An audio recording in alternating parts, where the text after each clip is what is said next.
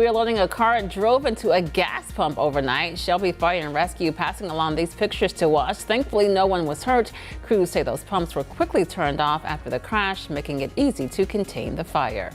Tonight, the Savannah Bananas is going to play in front of a crowd of about 75,000 people at Bank of America Stadium. The team, known for putting on quite a show, dancing, skits, the whole thing during the game.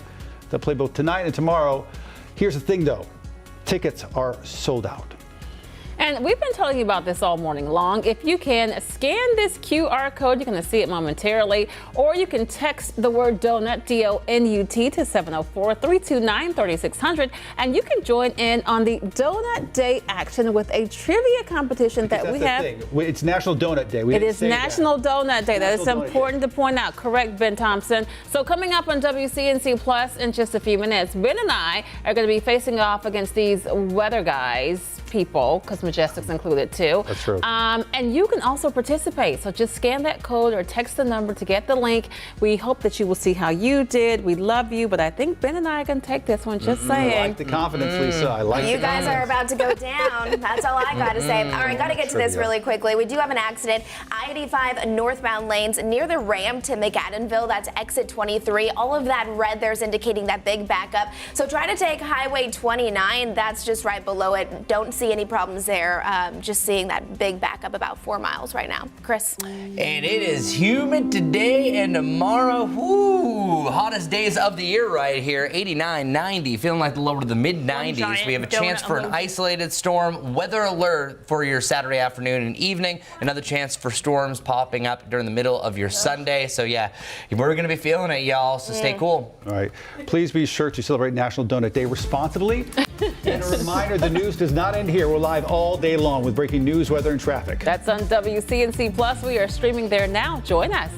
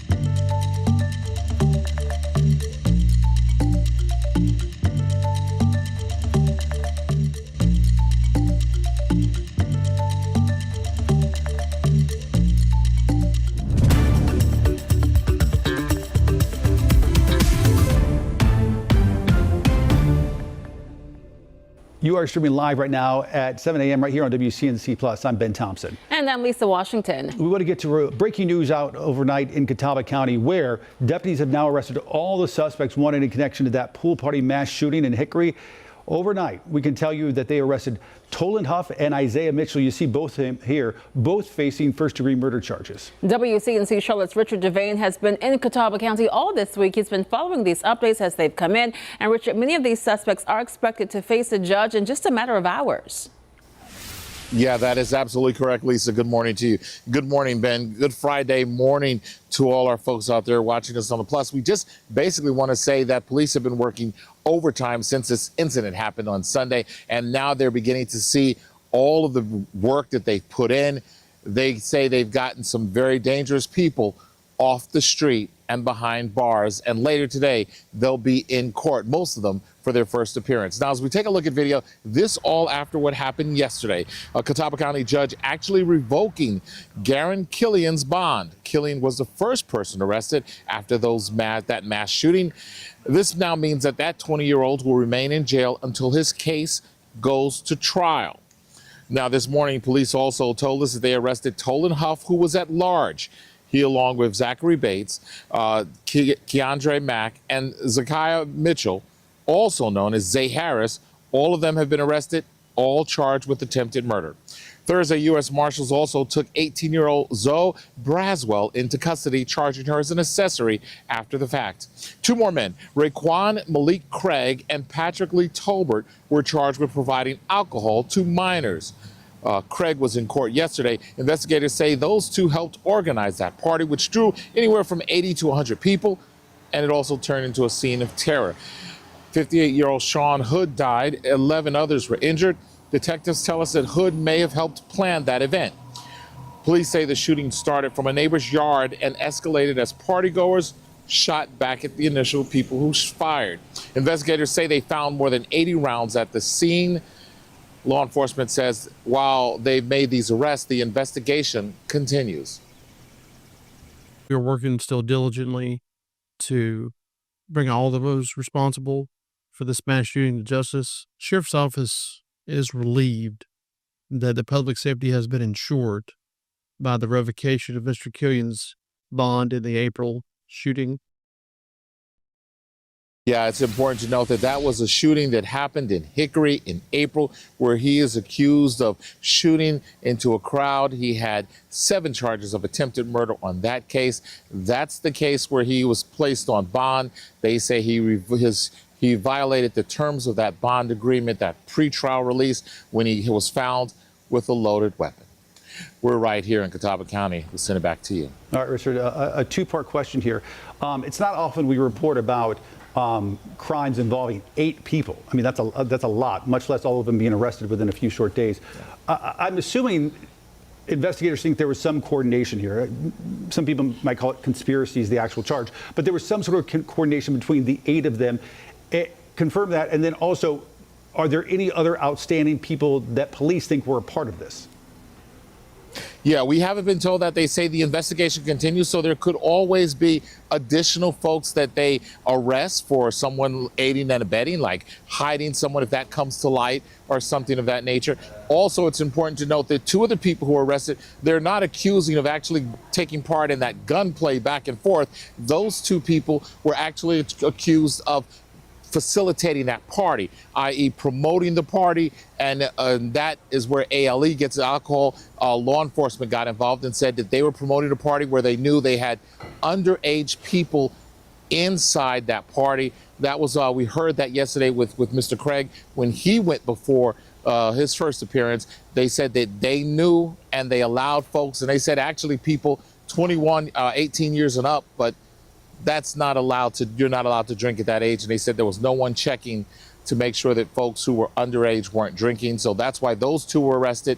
The other things now, we want to go into the other folks you're talking about, those other 6. They say that it seems to be something where there was some sort of retaliation or beef, as you said the other day, something maybe gang related. That's how they're probably tying all of this together. The reason they say the investigation continues is while they have a lot of physical evidence, they have talked to a lot of people. They even have digital evidence, i.e. the flyers that they found online and the information that they've gotten from cell phone videos and other places. They say any additional information the public gives may actually lead to more arrests, and it could also strengthen their case. That's why they say the investigation continues, because they want these people to stay behind bars. A lot of moving pieces here. Richard Devane, thank you for Yes. keeping track of all of it for us. We appreciate it, Richard. Thanks.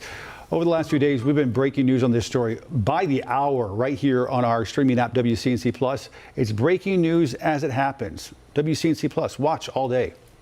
We're also following some breaking news overnight in Cleveland County. Take a look at this. We wondered a car drove into a gas pump. Shelby Fire and Rescue passing along these pictures to us. Thankfully, no one was hurt. Those pumps were quickly turned off, making the fire easy to contain.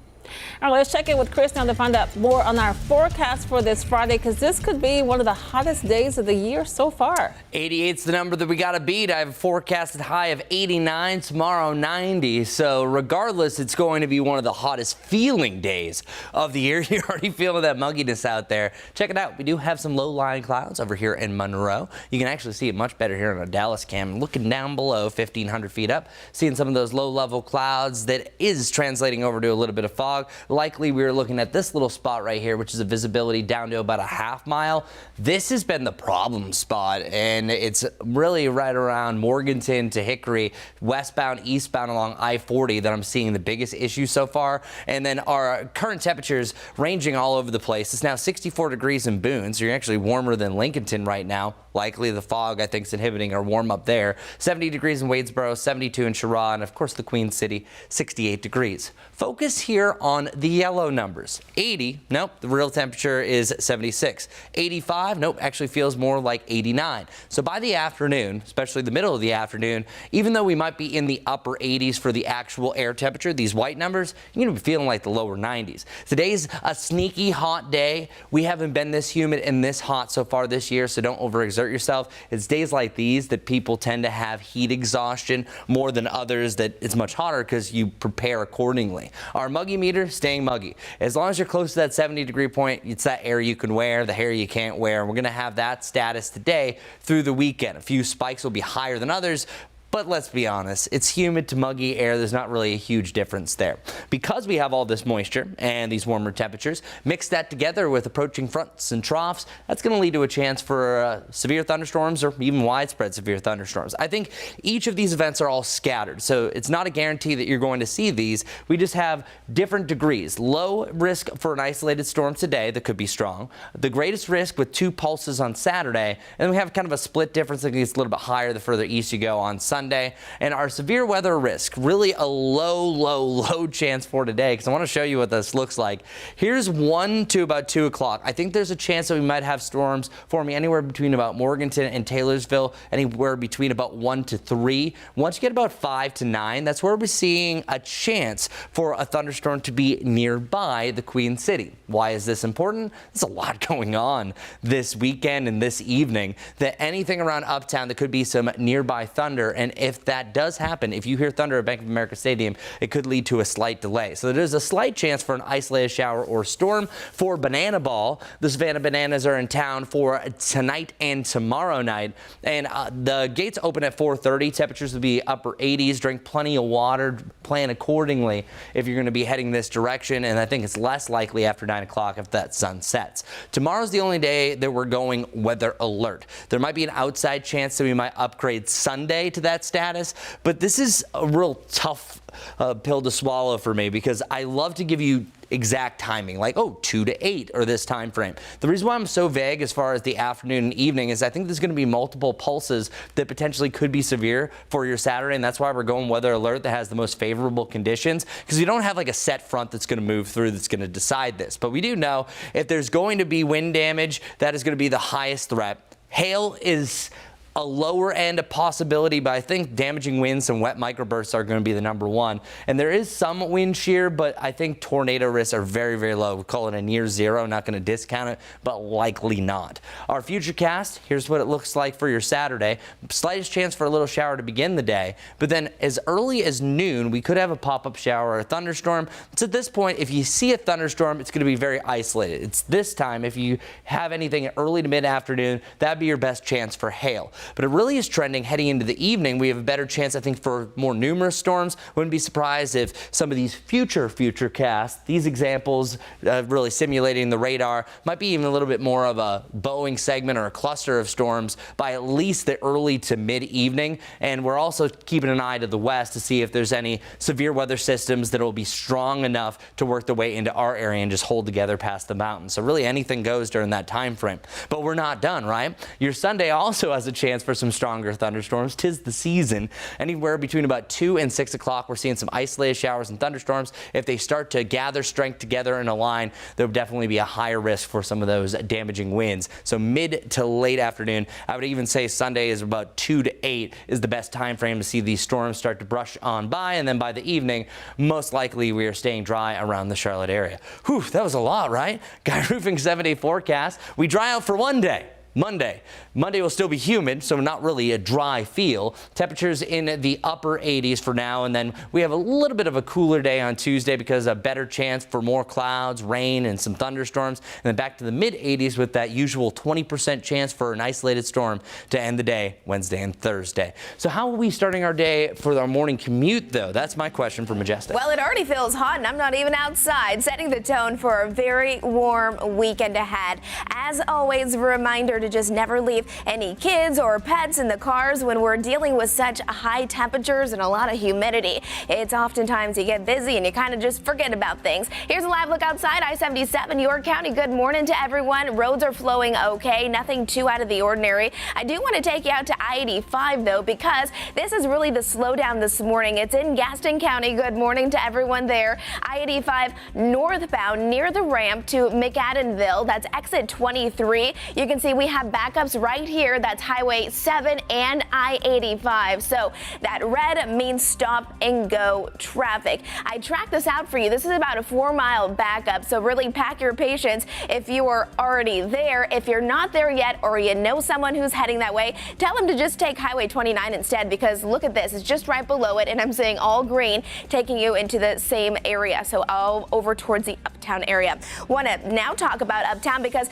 this place is going to be jam-packed this weekend. Lots of people visiting from out of town and lots of people just heading outside to enjoy some fun events in the Uptown area, including a Taste of Charlotte that starts today at 11 o'clock. It continues until 6 p.m. on Sunday, so a lot of roads are going to be closed. The biggest one, though, is right here, South Tryon Street, so be mindful. You might want to take an Uber, ride your bike, take the bus, whatever you can, because it's going to be very difficult to park as well, because not only do we have the Taste of Charlotte, but we also have the Savannah Bananas in town, and that's already creating a lot of difficulties traveling around the stadium. Of course, Mint Street between Moorhead Street and First Street, that's going to be the biggest closures, but lots of other ones in between the two big ongoing events. So keep that in mind. Stay close to WCNC all weekend long. We'll keep you up to date as we have lots of events and road closures happening this weekend. Lisa. Thanks, Majestic. 7:13 now. A man charged in the 2022 death of his former girlfriend's mother is now sentenced to up to 33 years in prison. Investigators say 28-year-old Shaquan Gibbs shot and killed 47-year-old Amy Phillips as she was trying to stop him from breaking into her home. He then shot her daughter, Kiara Johnson, multiple times. Fortunately, she survived. We're told there was a lengthy history of domestic violence between the two. Pressure and tension continue to build within CMS after a chaotic couple of months, and the silence from board members at last night's meeting didn't help. WCNC Charlotte's Tradisha Woodard details the growing frustration from parents, teachers, and staff.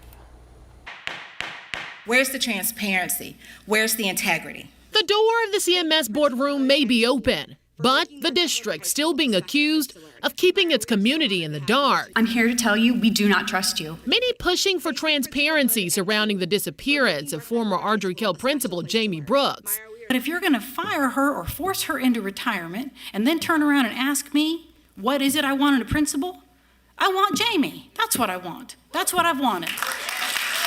Teachers also stepping in front of the board, demanding what many believe is long overdue. You can have a full career, be beloved of staff and students, and lead one of the state's top performing schools by every metric, and all of it gone. And this is the most angry and most distrustful I have ever been of this district. This is inappropriate, and you all need to do better. With words printed in thick, bold ink, the messages were clear. You lied. Why? But CMS choosing to remain silent again. They did not address any concerns. Every single student deserves an educational system that functions better than this. Thank you all. Many people also encouraged district leaders to allow Mrs. Brooks to attend graduation, an echoed request that has not yet been approved by district leaders.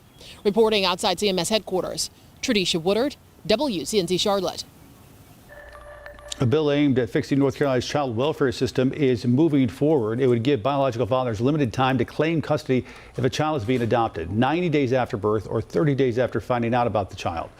Adoptive parents worry the changes could disrupt families and undo finalized adoptions.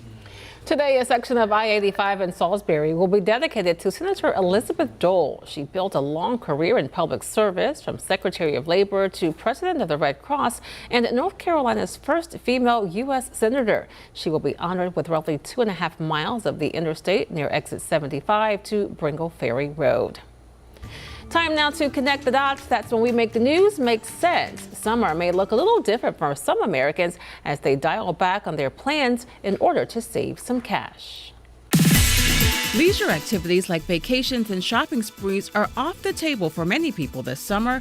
Let's connect the dots. Since taking office, President Trump has ordered a number of sweeping tariffs, including a blanket 10% tariff on all imports. This has translated to higher prices and even more economic uncertainty. The U.S. Chamber of Commerce says ongoing tariffs could cost the average American household an extra $4,000 per year. Experts say prices for summer staples like grills, utensils, even sunscreen are expected to go up an average of 30%. Meanwhile, products like bikes and apparel could go up by 60%. A recent consumer report found that about half of Americans are cutting back on purchases right now, while also actively seeking deals and discounts. Experts say now is a good time to take stock of what you already have and try to use second-hand shopping. And that's connecting the dots. Well, happening today, you might want to show up to work hungry because it's National Donut Day. Here's hoping your bosses bring donuts. They really should. Just saying. All right, there are plenty of deals for you to find today, from local stores to national chains. Here's just a few of them. Locally, the Salty Donut is offering a free maple French toast donut. Your Mom's Donuts is giving away free donut holes with each purchase. And Raining Donuts is offering a half-off dozen boxes of donuts. All you have to do is use the code to make it rain. That code is Make It Rain at checkout. And Nationally Krispy Kreme is giving out one donut to each person who walks through the door. At Dunkin', you'll get a free donut when you buy any drink. Okay, so I think we have trivia here. We do. We have trivia. Okay. I'm going to step back a little bit so you can see this. So we've got Lisa and I. We've got the anchors. We've got the weather lots team. going on. And then some of you have been kind enough to go ahead and take part of this trivia online. So we already know how you did. So we're going to see if we can stack up to your donut trivia. How well we perform. A donut race. Let's do this. All right, let's go. Let's see the questions. The first donuts brought to America were introduced by Spanish immigrants. Ooh. Say false. We say false. I'm going to go false. False. Okay, next question. Wait, hold on one sec. where's he going? We're having a slight technical difficulty. rogue. He's working on it. Yeah, no, we're fixing it now. Okay. False. It was False. false. Point for the Okay. anchors. Nice. All right. Let's reset this. 1-1 Sorry about tie. that. That's why we're on the stream. All right, there we go. Starting with question 1. There we go. Okay, the word donut originated from the Dutch word oliekoek or oily cake. I think it's true. It's too True. specific. It's true. We can hear you whispering, Yeah. but we already know that that's True. Are they just following? Yeah, Are no, they being I'm just gonna have to do copycatters? this off camera because this clicker isn't working. Okay, that's I fine. apologize. Let's see. Answer It is true. Correct. Okay, 2-2. Good TV. All right, here we go. All right. Next. Oh, and viewers are at the same too. National Donut Day was created by donut manufacturers to boost sales. False. Oh. Let's go false.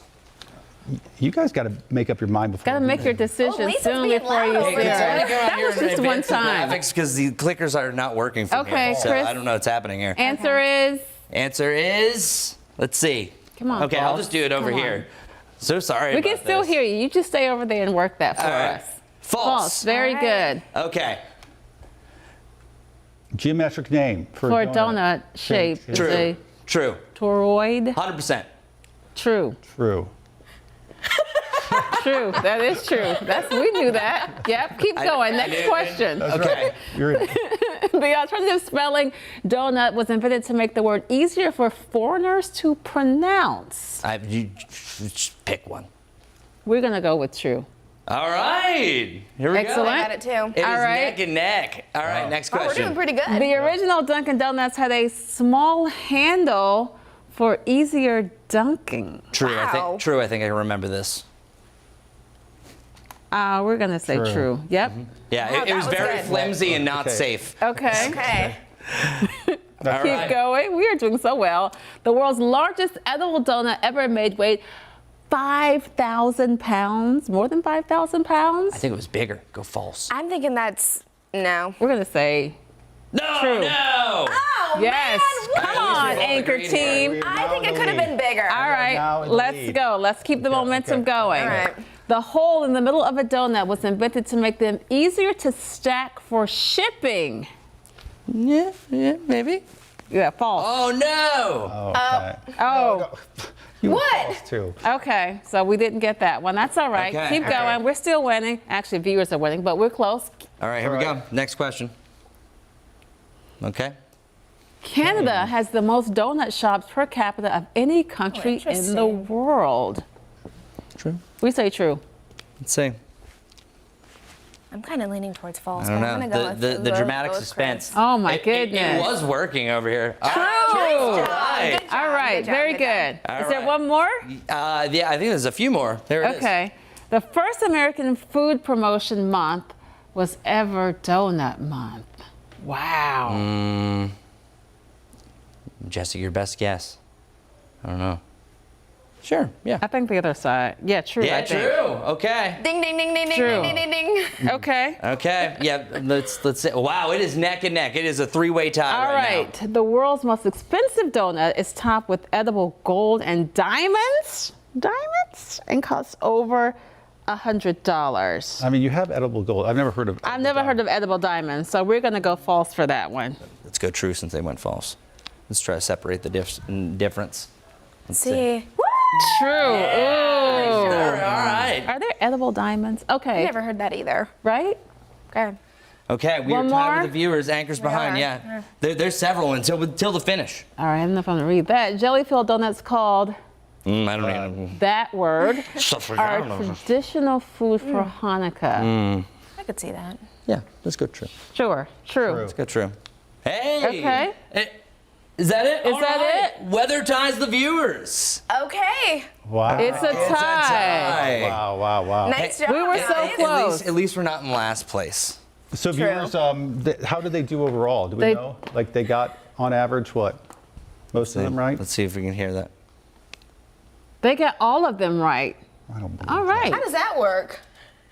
So we took an average Oh, of okay. the Took an responses average, we got from Gotcha. you, dear viewers. Thank you so much. That was fun. That was awesome. Yeah, sorry. That sorry was about about the that. donuts. Yeah, and All right. celebrate. Make sure you celebrate. Don't winners get donuts? We should. We had donuts in the studio or in the station earlier this week. Maybe were we just too celebrated early. Gotcha. What about the forecast? All right, well, it's going to be a great forecast. If you love the heat, the humidity, and a chance for storms, you have 89 degrees to 90 that you're going to be seeing on the extended forecast overall. And it does appear that we are going to see more storms, I think more on Saturday, where there's going to be multiple pulses that potentially could come from this system. And then again on Sunday is going to be a possibility with temperatures all scattered throughout the 80s. So here's what you can expect. We're going to go hour by hour through all of your storm chances going forward. So our future cast showing that a few showers and storms really start to first bubble up around the 2 o'clock hour. I think it's really anytime between about 2 and 6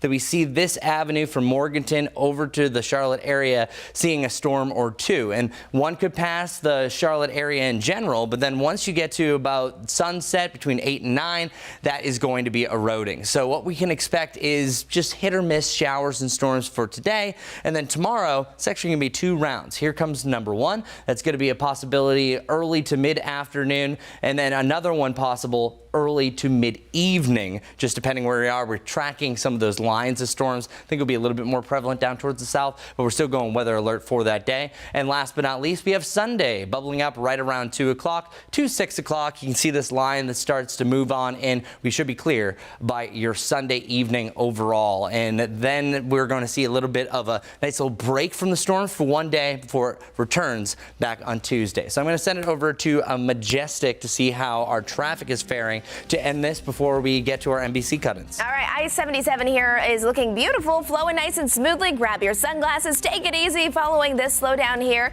It's on I-85, those northbound lanes really being impacted there. It's in Gaston County at exit 23 to McAdenville. So what you need to do is take Highway 29 instead. All right, thanks so much, Jessica. We're going to take a quick break, but we'll be right back with more weather and traffic in about 2 minutes, and then an update on today's top stories at 7:30.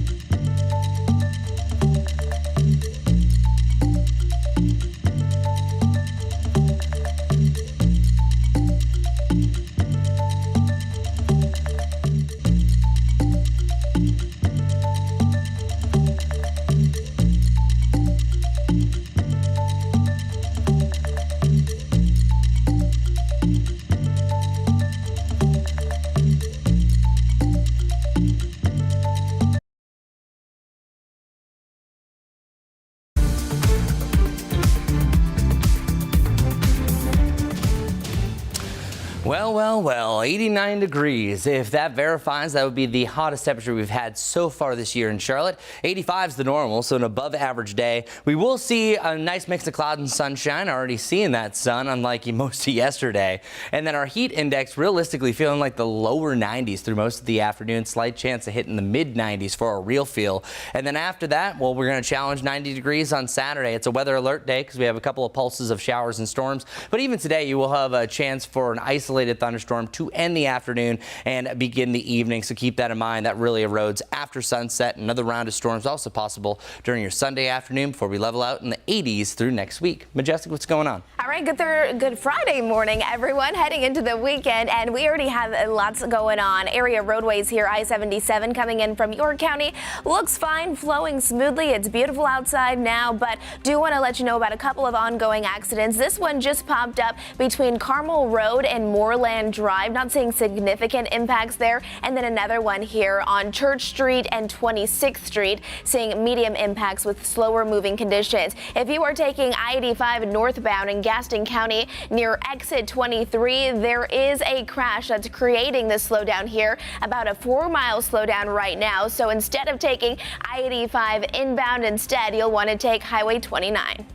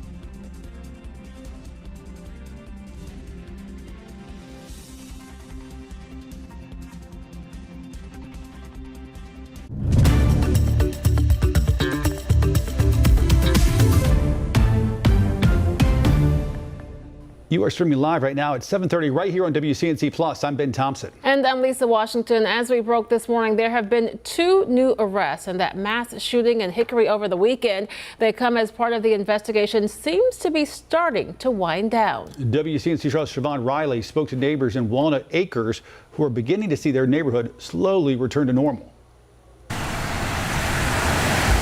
Law enforcement cleared this scene on Walnut Acres Drive around 6 o'clock Thursday afternoon. It's been active since the weekend. Now we can drive into our driveway. Before we couldn't. We were stuck, had to park up on top and walk, escorted by the police to come to our home. I'm thankful that we can get to our house now with our car. This woman, who doesn't want to be identified because of fear of retaliation, says she's thankful to come home to peace and quiet after the deadly shooting at a pool party that left 1 person dead and 11 others hurt. Discipline has to come from somewhere. I spoke with the owners of this home where the pool party got out of control after more than 80 shots were fired. The homeowners didn't want to speak on camera, but we saw beer bottles, clothes, and shoes surrounding the property. It just seems we're going in a bad direction. Meanwhile, one of the first people arrested and charged with attempted first-degree murder this week is still in jail. Law enforcement became outraged Wednesday when 20-year-old Garen Killian's bond was only set for $200,000. His bond from a previous shooting case in April officially revoked. For a kid that young, I mean, what has to happen for a child that age to have a gun and to already previously shoot at people? What kind of mind can have that kind of mindset that you want to kill? Killian was out on a $100,000 bond for that shooting in Hickory, where he was accused of firing into a crowd in April. In the meantime, people in this community are trying to make sense of how Killian got a gun in the first place. What went wrong? Like, at what age did he already start thinking about, like, I want a gun, I want to be in a gang, or I want to be bad, or I want to kill people? And folks, over the last few days, we've been breaking news on this story by the hour over right here on our streaming app, WCNC Plus. Get breaking news as it happens. Watch WCNC Plus right now and keep it on all day. All right, let's check in with Chris now for an update on our forecast for the weekend, because it's going to be a hot one today. It sure is. So if you're going to Savannah Bananas or you just want to support our local nights, it is going to be an interesting night at the ballpark because it's hot, it's humid. Temperatures at 83 still could feel like more like 86. And there's also going to be a slight chance for an isolated shower or storm. So I want to get to that, and that's the main focus of our forecast, the storm potential. Now, I got to let you know, just because you have a chance for storms each and every day, just because we're weather alert tomorrow, doesn't mean that you don't have some delightful hours. Now, do I personally think it's going to be uncomfortable most of the time? Yes, but that's something we have to get used to because we have officially flipped the switch for that summertime humidity. You can see a little bit of those low-level clouds. This is that fog that's hovering from place to place. But notice, as we look down through our Dallas camera, well, we see a little bit over there. Look really closely, see a little bit over there. This literally is the definition of patchy, dense fog, and some areas are much worse than others. Now, we are on the up and up. We're no longer seeing dangerous visibilities around Gastonia down to around Lancaster, but we still have zeros here in Morganton and Hickory. These areas are a dangerous drive, and we've been at a zero for the better part of the last 4 hours. So this will start to improve, I would say, over the next hour or so, but especially this stretch along I-40 in Burke and Caldwell, parts of Catawba County. You got to watch yourself, especially in some of those back roads as the roads will go up and down, up and down. You're going to see that it's tough to see right in front of you. But again, for the next hour or so, we're going to be improving nicely. Our current temperature, 68 degrees, Charlotte and Monroe and Lancaster all sharing that temperature. 64 in Boone. Boone, you've done a good job warming up. And then over the next 6 hours, you can anticipate to feel close to 90 degrees by 1 p.m., even though our actual air temperature will be right in the mid-80s. And I've been mentioning today is potentially the hottest day of the year. The warmest we've been so far is 88 degrees, and tomorrow I have a high of 90 degrees, but regardless of what the actual air temperature is on the thermometer, how we feel because of these high dew points, that's going to be the big difference because we actually have the highest level of moisture in our air that we've had all year long. So as long as you have dew points at 66 to 71, you're feeling it. That's that humid to that borderline air you can wear, and we have it each and every day this week. I'm not going to be showing this graphic too much in the future because this is what we can expect every day through June. July, August. Next time I really show this again after next week is going to be because, hey, one of these days actually dropped down into the brown, which is still a possibility, just becoming less and less of a likelihood going forward over the next several weeks. Our severe weather risks are very low today. The greatest risk is Saturday, because I think you have two pulses, a 1-2 punch that could potentially happen. Sunday is an interesting window that I think is mainly in the afternoon, but right now the Storm Prediction Center is showing that there's a moderate threat the further east that you go. So our Storm Prediction Center has a low risk for storms, very, very isolated across the area, and I want to get to that. I think the window opens up at 2. That's where we're seeing our first storm in the western side of the Carolinas. Other models have a storm as early as 1 to 3 right around Hickory. Once you get to about 5 to 9, that's where I think we have the highest likelihood of storms. And I don't like this forecast for those going to the Savannah Banana game, because even if there's just a nearby rumble of thunder, there could be a delay. Now, they open up the gates around 4:30. Also, the night's game's right around 7 o'clock as well. So there's the slightest chance that we have this, but it's not going to be an end-all. There are going to be storms potentially around this point, but as long as it doesn't just plant and sit over Bank of America Stadium, you're okay. I just have to let everyone know this evening, regardless of what you're doing, there could be a storm or two and even a chance for a severe thunderstorm warning.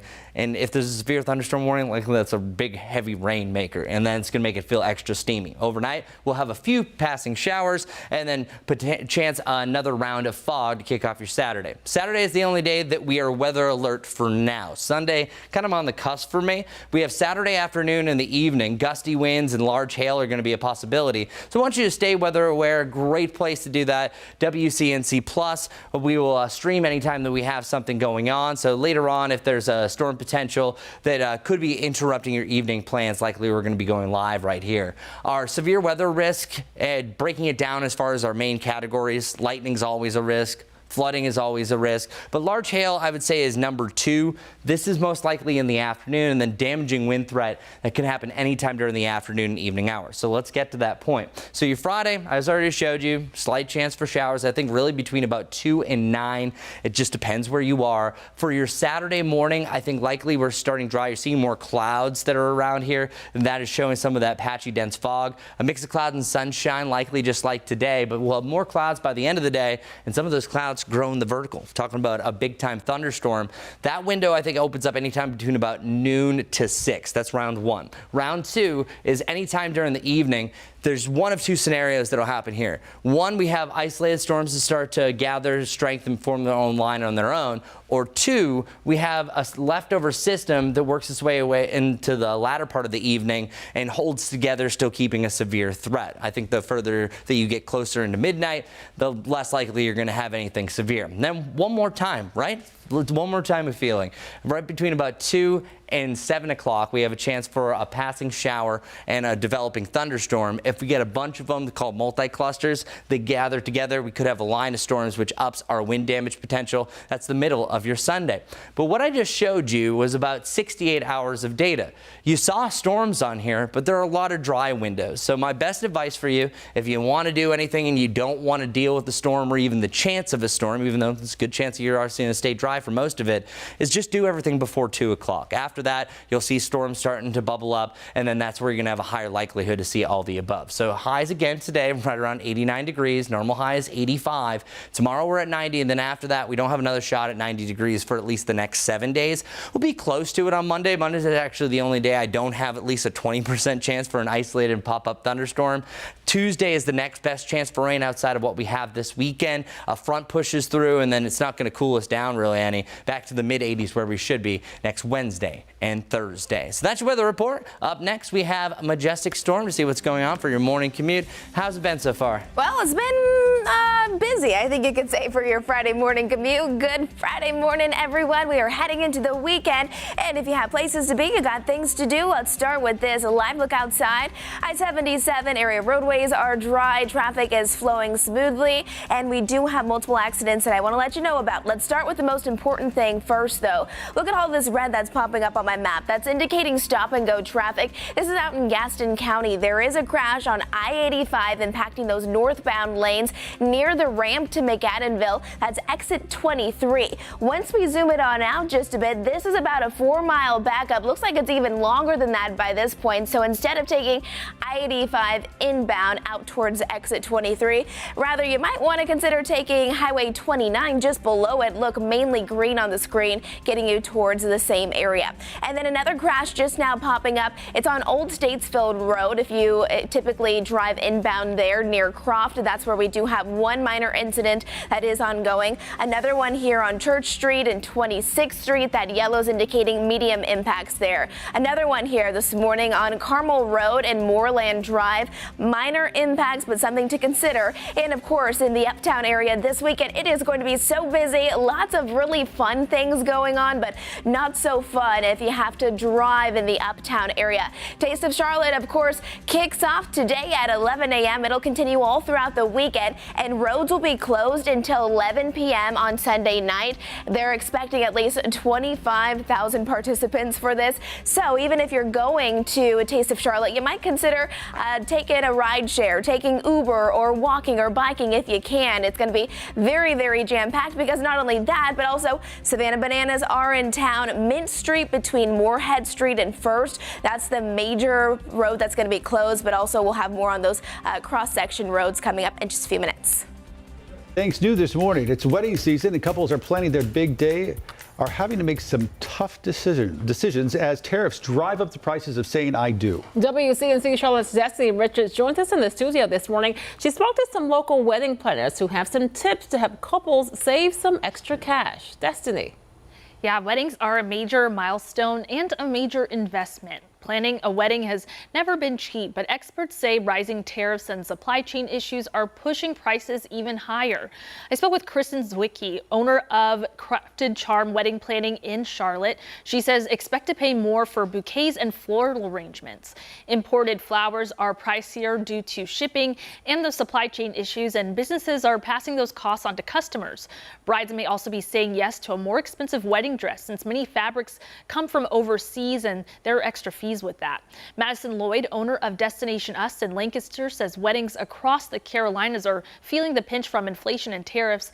Both planners recommend shopping local or secondhand when possible and setting aside extra funds to cover those rising unpredictable costs. If your wedding's coming up, your dress has already been ordered, so you might have to change other items in your budget to allow an extra amount to pay for that tariff. With clients now, we are asking that they have sort of a larger contingency fund, and we're estimating between like 5 and 10% of their overall budget just in case. They say flexibility is key, and as you're planning or working with a hired planner, start that process early to navigate rising costs, tap into local deals, and avoid unexpected expenses later on. So, Destiny, we know that the flowers and the dresses are two of the most important things and expensive things for those couples planning a wedding. But are there other ways that they suggest that they haven't maybe thought about to consider when needing to cut costs? Yeah, so outside of the flowers, outside of the dresses, it's really decor in general. Madison Lloyd, her business Destination Us in Lancaster, she said she actually has decorations that are in her inventory, so you can reuse things that are that your vendor has. They have rentals that they are working with that you can also use as well. And then also with florals, I do want to mention that you can also shop from a local farm too. So there are lots of ways to save with dresses, secondhand or off the rack dresses. So there are ways to still get the most out of your big day. You just need to make some adjustments, of course. Don't underestimate that something borrowed. That's right. And before all this, weddings were already expensive. Oh yeah. Much less with this additional stuff. All right, Destiny, thanks. 7:24 right now on WCNC Plus, and this morning the war of words continues between President Trump and billionaire former friend Elon Musk, and it's all happening for all of us to see. NBC's Chris Pallone is following the so-called big, beautiful fallout this morning. Mounting tension between President Trump and his biggest campaign donor boiling over in the Oval Office and then spilling onto social media. I'm very disappointed in Elon. I've helped Elon a lot. After days of silence, the president responding to billionaire Elon Musk's withering criticism of his so-called big, beautiful spending and tax cut bill during a White House sit-down with the Chancellor of Germany. Elon's upset because we took the EV mandate, and which was a lot of money for electric vehicles. Musk firing back in real time on X. Without me, Trump would have lost the election. The president later seeming to threaten the CEO of Tesla's many federal business deals, writing, "The easiest way to save money in our budget is to terminate Elon's governmental subsidies and contracts." The president adding, "Elon was wearing thin. I asked him to leave." Musk called that claim an obvious lie and went further with this claim. Real Donald Trump is in the Epstein files. That is the real reason they have not been made public. Musk offered no evidence, and President Trump has denied any involvement in Epstein's crimes. Overnight, the White House press secretary downplayed the feud, calling it an unfortunate episode from Elon. Elon went back to his companies, and as a businessman, he has a right to speak for his companies. But as president, President Trump has a responsibility to fight for this country. During the back and forth, Tesla stock lost 14% of its value. Congressional Republicans say they're pressing forward with the spending bill despite Musk's objections. Politico reports White House aides have scheduled a phone call with Elon Musk today to try to broker peace between the two men. In Washington, Chris Pallone, NBC News. Thousands of CMS workers will get a pay raise starting next month. The district unveiling phase 2 of its compensation study late last night. More than 6,000 employees will see a pay bump, including bus drivers, custodians, and maintenance workers. That funding was included in the 2025-2026 fiscal budget. It takes effect on July 1st. Another phase of this study is expected to be implemented in the next school year, 2026 to 2027. Big changes coming to the Humane Society of Catawba County. The board of directors has let go Executive Director Jane Bowers. A board member also voluntarily resigned. It stems from an investigation into leaked personal accounts shared through a public forum. The Humane Society stressed that the investigation is not tied to any sort of mistreatment of animals. The group will now start looking for a new director. Neighbors in McAdenville, you'll now get protection from the Gaston County Police Department. The department says it's working closely with town officials to ensure a seamless transition. Services are expected to begin on July 1st. As Chris has mentioned this morning, parts of North Carolina are working to clear the floods brought by a day of heavy rain. That intense rain moved through central North Carolina yesterday. Take a look at some of this video, bringing serious flash flooding to parts of Lee County, that's outside Raleigh. Several roads in the city of Sanford were flooded, causing cars to drift off the road, and swift water rescue teams rescued some stranded residents. The area is also bracing for more wet weather as our team is predicting more storms tomorrow. All right, let's turn now to Chris to get details on what we expect over the weekend and that rain and the chance of storms.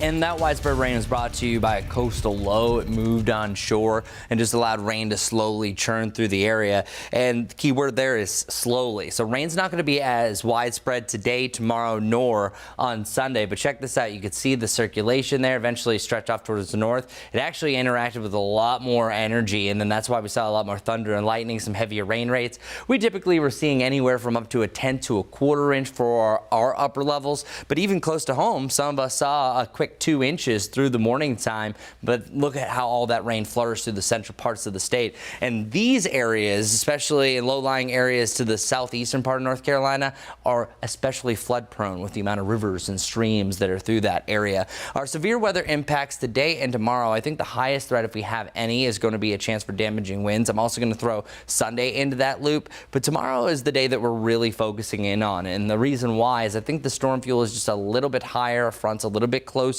and we'll have actually 2 rounds of potential storms that are going to keep us weather alert throughout the day. Now, most of the day, I think it's going to stay dry, and high temperatures right around 90 degrees, and the real feel in the lower to the mid 90s today and tomorrow will likely be the hottest days and certainly the hottest feeling days of 2025.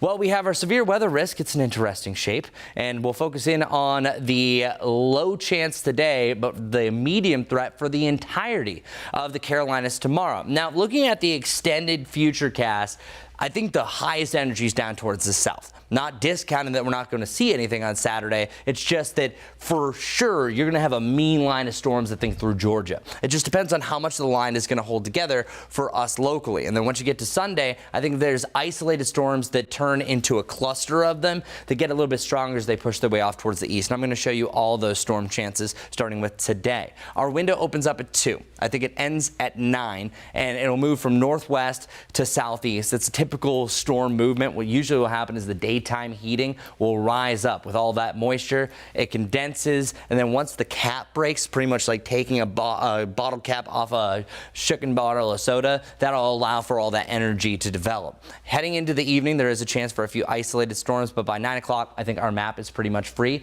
And then we'll have on and off pulses for your Saturday evening, and then again on Sunday afternoon. After that, temperatures in the upper 80s, and then we have the lower to the mid 80s through next week. The next best chance for storms, I think the most widespread potential, looks to be this coming Tuesday with rain, clouds, and storms Tuesday afternoon. Now, let's head over to our traffic report. Fog's doing better. How are the incidents? Well, still lots going on this morning across our area roadways. Let's start with our map right here. You can see lots of ongoing problems. It is a humid start to the day, and boy, that heat is going to crank up fast. So make sure you are staying nice and cool, especially if you do have those long morning or especially afternoon commutes. Want to take you out to Gaston County, where we do still have this big backup here on I-85. Northbound lanes being impacted by that near the ramp to McAdenville. That's exit 23. Even as we zoom it on out, you can see those slowdowns. We already typically always have slowdowns, so that doesn't help with this ongoing problem. So instead this morning, you might consider taking Highway 29. Notice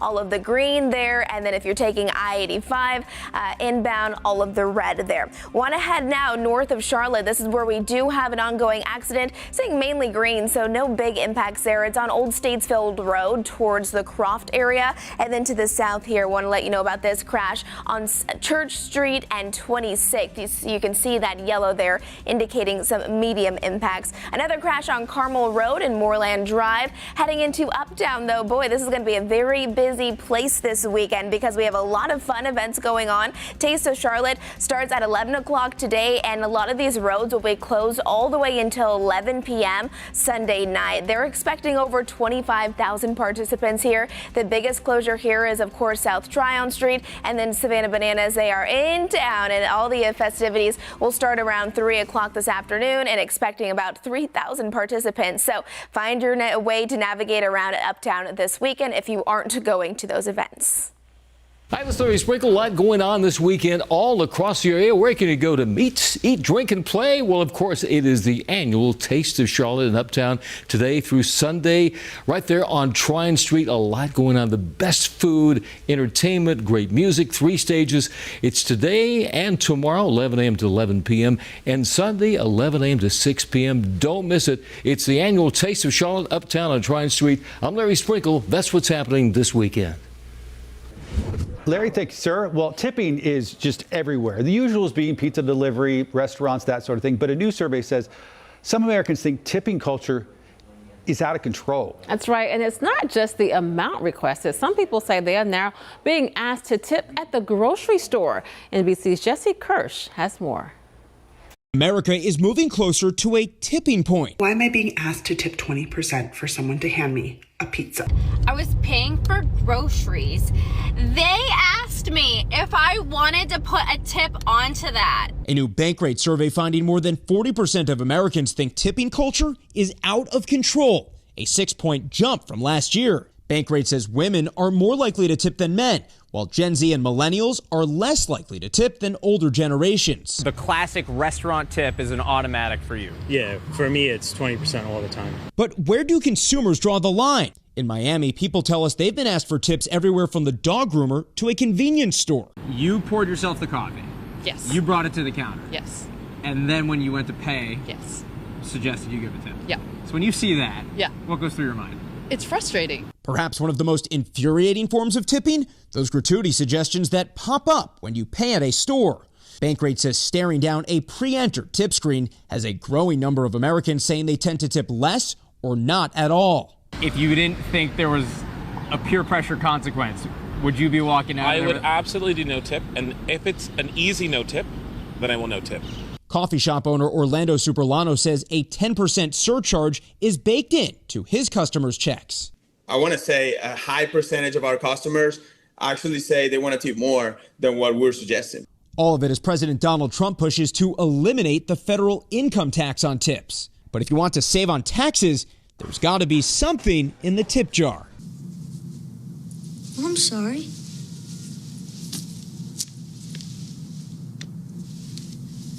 And there's plenty more where that came from. I love like that. There's such guilt Oh my gosh. associated with it. No matter what it is, you feel bad, and you're just trying to get some fries, and all of a sudden you are faced with this, like, you know, existential crisis in your head of, are you a bad person or not? And it's like, did I tip too much? Did I tip enough? What do I do? and I think it used to be easier. I mean, if it was just takeout or something like that, I think. Yeah, and Jesse mentioned dog groomer. I feel like that goes into like getting your hair cut, so I don't feel like tipping is. But if it's just a convenience store. Yeah, it's like when someone is providing a service and there's a personal touch to it, of course I think you should tip. Yeah. But you're right. When you're at she poured her coffee, did everything, and then she was asked to tip, that's a bit much. I know. I brought this up before. My weirdest tip was for a locksmith.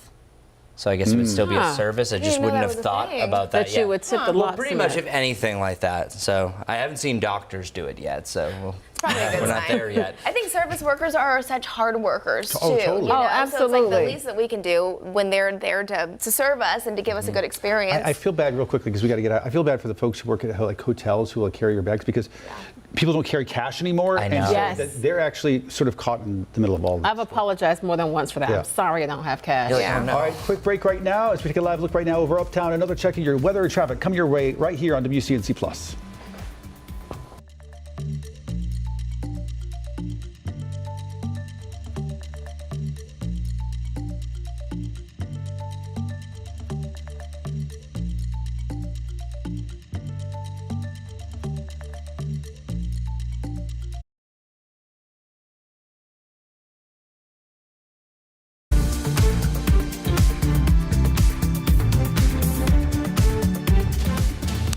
Well, today, going to be a hot and humid one, 89 degrees, feeling like the lower 90s throughout the day. So, oof, mix of cloud and sunshine. You will have a chance for a thunderstorm, I would say late day heading into the evening. So the typical timing for that, all the above. Quick look at some of our futurecast items. We have a scattered shower and thunderstorm chance really between about 2 and 9. Then we rinse and repeat. It's in the middle of the afternoon tomorrow. We could have a passing shower or a storm, another chance during the evening, and then yet again, another chance heading into your Sunday afternoon. So your weekend forecast, 90 degrees tomorrow, feeling like the lower to the mid-90s, the mid-80s under a mix of cloud and sunshine with a chance for storms during your Sunday afternoon. Have a great weekend, y'all. Stay cool. Now it's a traffic report with Majestic. All right, it is busy on our Friday morning. We're heading into the weekend. So much going on around town. If you're visiting from out of town, good morning to you. Want to take you out to I-85. That's where we do have some slowdowns. A lot of this red here indicating where there was a crash, exit 23 by McAdenfield. And you can see still that backup there. Instead of taking that, you might consider taking Highway 29. A little closer to Uptown, there's a crash here on Church Street and 29th. And yes, lots of fun events this weekend in Uptown, including the Taste of Charlotte. Those closures are ongoing, especially right there on South Tryon Street. Stay close to WCNC over the weekend. We'll keep you up to date with the latest.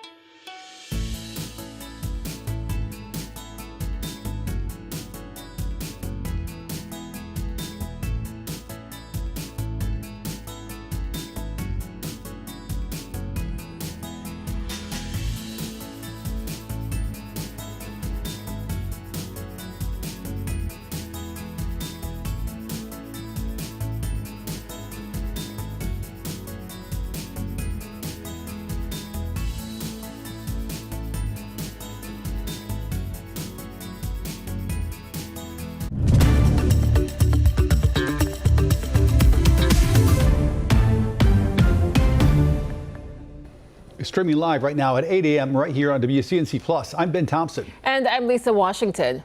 We want to update you now to breaking news we got overnight out of Catawba County, where deputies have now arrested all the suspects wanted in connection to that pool party mass shooting in Hickory. In the last few hours, deputies announced they arrested Tolan Huff and Isaiah Mitchell. You see them both right here on your screen, both facing first-degree murder charges. WCNC Charlotte's Richard Devane has been in Catawba County all this week. He's been following these updates as we've been getting them. And now, Richard, many of these suspects are expected to face a judge later today. Yeah, that's correct, Lisa. They'll be right before a Catawba County district judge in just a few hours. Many of them suspects on attempted murder charges. Now, let's take a look at some videos. We talk about what actually happened yesterday with the first suspect that was named. On Thursday, a Catawba County judge revoked the bond of Garen Killian. Killian was the first person they arrested after the mass shooting that happened Sunday. Now, that means that this 20-year-old will remain in jail until his case that he had pending from April goes to trial. This morning, police arrested, as you mentioned, Tolan Huff, who was at large for a number of days after they made those announcements of the warrants for his arrest. He, along with Zachary Bates, Keandre Mack, and Isaiah Mitchell, also known as Zay Harris, all of them charged with attempted murder for their part in that mass shooting that happened in the Mountain View community. On Thursday, U.S. Marshals also took 18-year-old Zoe Braswell into custody, charging her as an accessory after the fact. Two more men, Raekwon Malik Craig and Patrick Lee Tolbert, were also charged with providing alcohol to minor. Raekwon Craig was actually in court yesterday. Investigators say these two helped organize the party, which drew anywhere from 80 to 100 people and, of course, turned into that tragic scene. 58-year-old Sean Hood died in the gunfire, and 11 other folks were injured by guns, by bullets, or either trying to escape when the shooting started. Detectives say Hood helped plan that party. Police say the shooting started from a neighbor's yard and actually escalated as the people at the party shot back at the people who started shooting at them. Investigators say they found more than 80 shell casings at the crime scene. Law enforcement says the investigation continues. We are working still diligently to bring all of those responsible for this mass shooting to justice. Sheriff's Office is relieved that the public safety has been ensured by the revocation of Mr. Killian's bond in the April shooting. Yes, and a number of neighbors in that community where we've been outside of their home all week are now relieved because a lot of those investigative units, squad cars, police units, people collecting evidence have left the scene. They say, though, that the investigation into this continues. Many of these suspects will be in court today for their first appearance. We'll be there as well and bring you updates throughout all of our platforms. We're right here in Newton. This is Richard Devane. We'll send it back to you. Richard, you made an important distinction, and I want to drive it home, that we say 8 people arrested, but they're not necessarily all arrested for the same thing. There's some that are more serious charges they're facing. There's some facing aiding and abetting. There's some facing for actually hosting this party that had minors in it. These are not all the same charges we're dealing with here. That's absolutely correct. We got those 4 people who are accused of attempted murder charges. And here's one thing we need to tell everyone. They're accused of attempted murder. Those charges can be escalated. They can, of course, be reduced, but they're accused of attempted murder. You've got 2 people who are accused of being the organizers, the people who are responsible for setting up that party. You have the young 18-year-old woman who's accused of aiding and abetting. So there are various charges.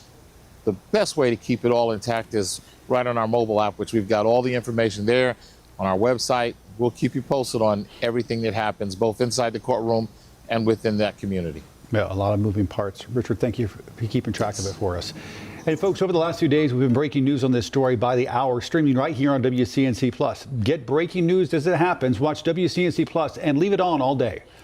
We're also following some breaking news overnight in Cleveland County, where we are learning a car drove into a gas pump. Look at these pictures. Shelby Fire and Rescue passed these along to us. Thankfully, no one was hurt. Those pumps were quickly turned off, making the fire easy to contain. All right, approaching 8:05 now. Let's check back in with Chris to find out more about our Friday forecast. And this could be the hottest day of the year so far. And it could be outdone by tomorrow. But yeah, the number to beat is 88, and we're very, very close to that. I have a high of 89, and we have a few upper level clouds to deal with right now. A lot of that fog is burning off. Still low visibilities between Hickory and Morganton. And 65 degrees the current temperature around Hickory and Morganton. That's why you're substantially cooler. And 72s for the Charlotte area, down 74 over to Monroe, and then Chirac, 73. Our highs right around the mid to the upper 80s across the greater Charlotte area, Lancaster areas, and Chesterfield County. I think that you're going to touch that 9091 mark.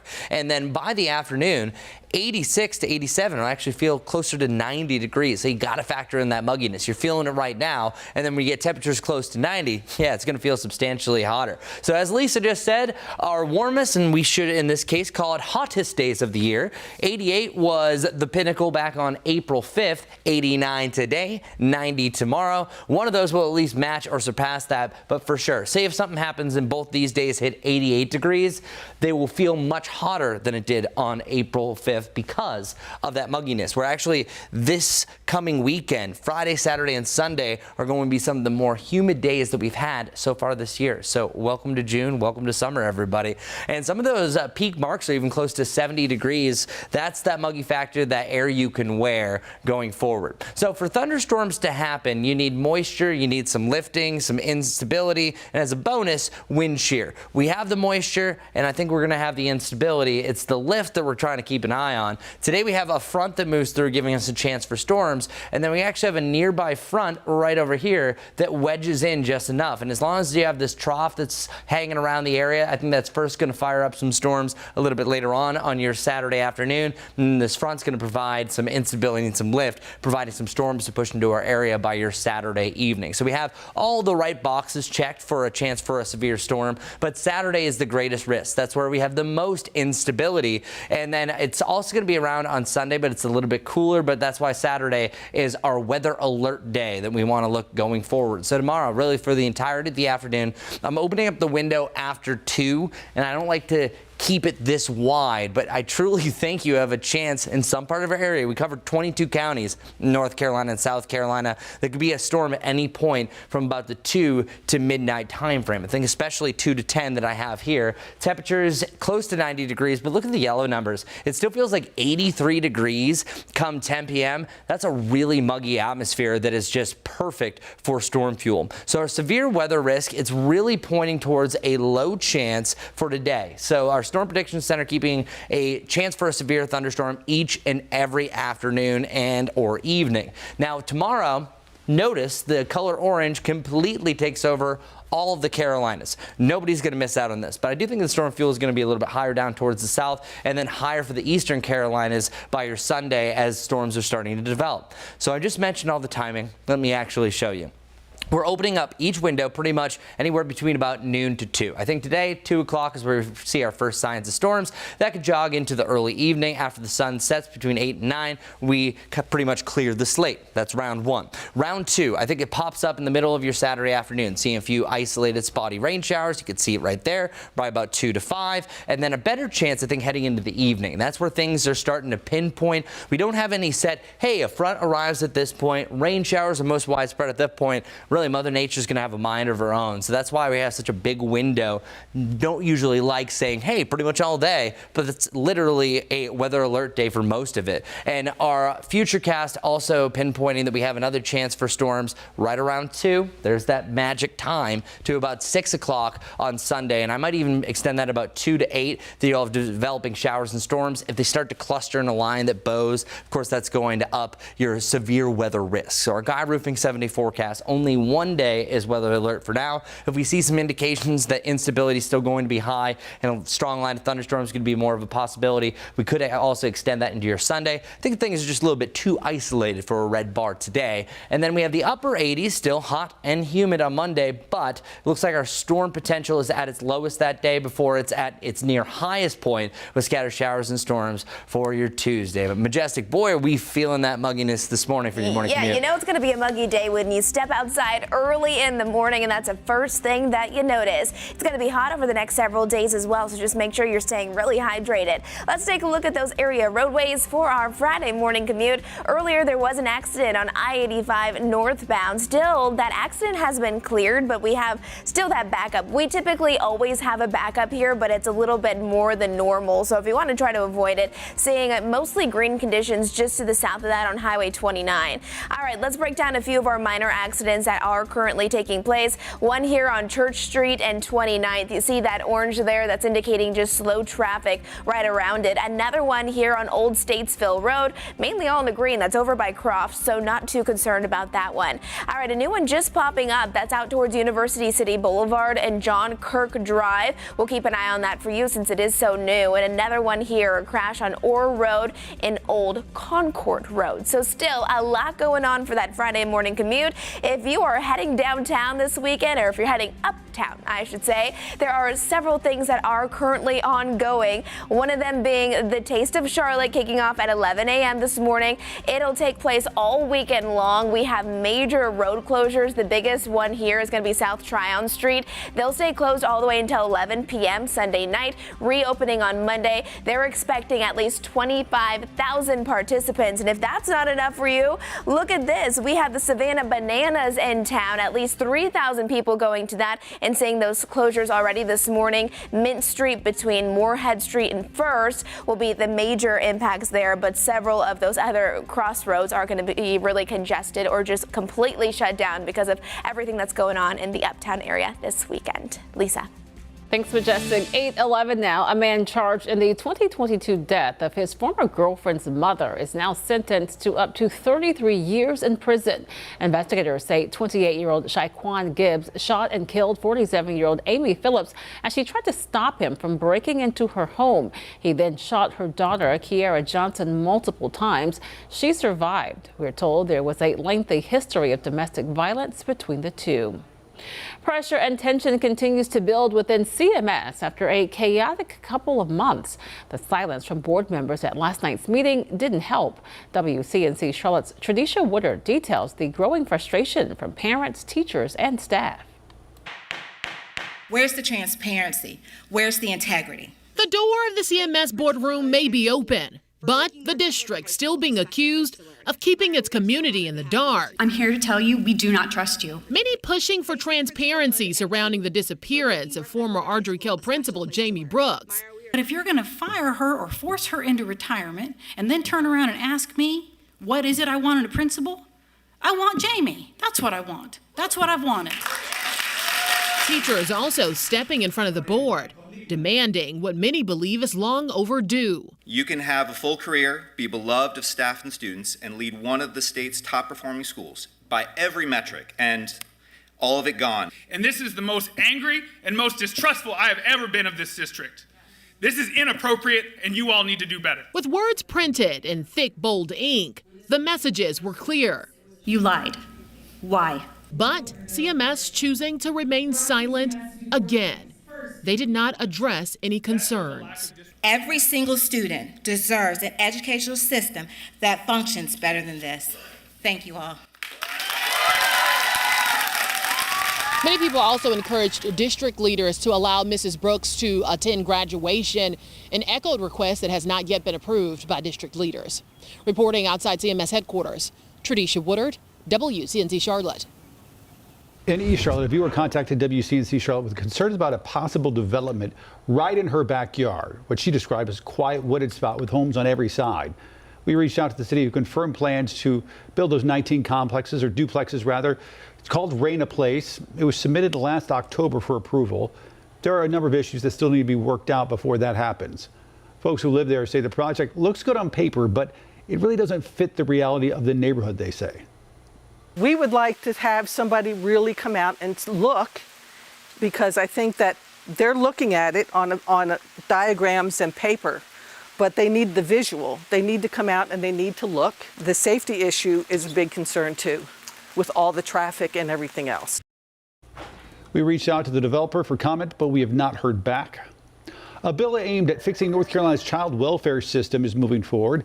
It would give biological fathers limited time to claim custody if a child is being adopted, 90 days after birth or 30 days after finding out about the child. Adoptive parents worry the changes could disrupt families and undo finalized adoptions. Check this out. 15 middle schools across the state have been selected to take part in a new initiative. The North Carolina Department of Public Instruction has announced it will participate in the Golden Leaf Schools Initiative. It's a 5-year, $25 million program to help improve school performance and education strategies. Among the schools participating is East Alexander Middle School. Today, a section of I-85 in Salisbury will be dedicated to Senator Elizabeth Dole. She built a long career in public service, from Secretary of Labor to Red Cross president, and serving as North Carolina's first female U.S. senator. She will be honored with roughly 2.5 miles of the interstate near exit 75 to Bringle Ferry Road. This weekend, many of you will likely be out and about enjoying the warm temperatures and the sunshine. And there may be some folks who say they don't need to use sunscreen for a variety of different reasons. WCNC Charlotte's Megan Bragg verifies if that's true and some other common sun myths.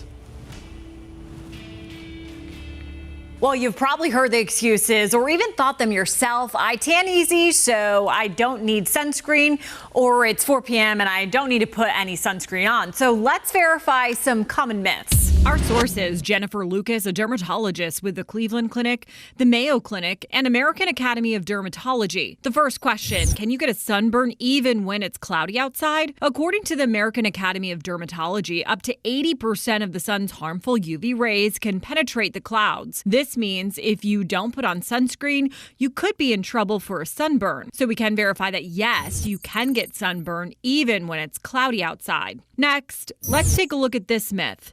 If I tan easily, I don't need sunscreen. The Mayo Clinic says there's no such thing as a safe tan. Tanning is actually your body's response to UV damage and a sign that your skin has been injured. They state even if you have a nice glow, the sun can damage your skin and increase aging and the risk of cancer. So we can verify that no, if you tan easily, it doesn't mean skip the sunscreen. And finally, does aloe vera on a burn help heal your skin? According to the Cleveland Clinic, aloe vera has moisturizing and anti-inflammatory properties that can help soothe your skin and may even help intense peeling.